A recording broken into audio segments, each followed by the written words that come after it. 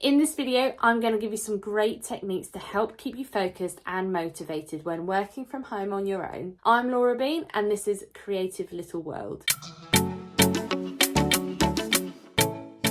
When you are working on your own without anyone to keep you accountable, there's some really simple techniques that you can implement to help you stay focused and motivated.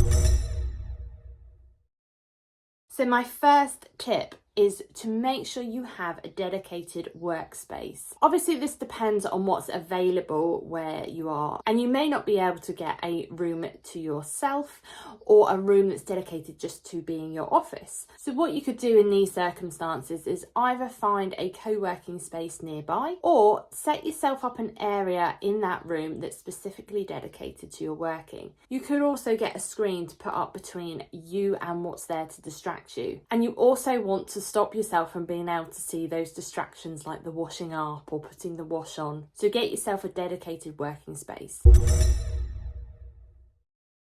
At the beginning of the day, make a list of the things that you need to do. Once you've got that list, start prioritising it. Look out for things that have set deadlines, things that could be easy for you to achieve so you could tick off and feel more motivated as you start making your way through that list. Any big projects that you are struggling to start, it really helps to use a time management technique, and I'll get onto this in a minute. So make a list and prioritise what needs doing first. Be realistic as well, because you've only got a certain amount of hours in the day.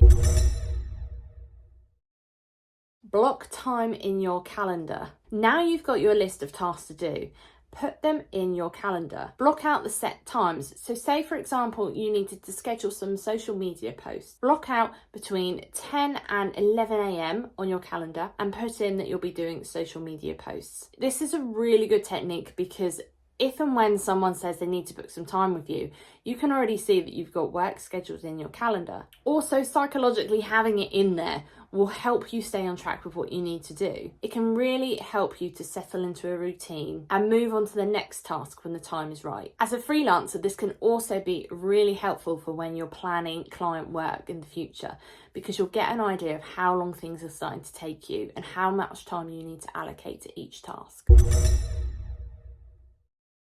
Turn off distractions. And I don't just mean put your phone on silent. Set it so your phone doesn't pop up with notifications. Same with your computer. You can turn all these off on most devices. Set your phone so it's not popping up with every single Facebook notification, Instagram, anytime someone's liked something. In the time that you're working, you don't need to know these things. If you're worried about missing any important calls, you can set your phone to only show certain things. So if you're uncomfortable with turning off notifications altogether, look at the settings on your phone and turn off what is just going to simply distract you and which is not important for the time that you're working.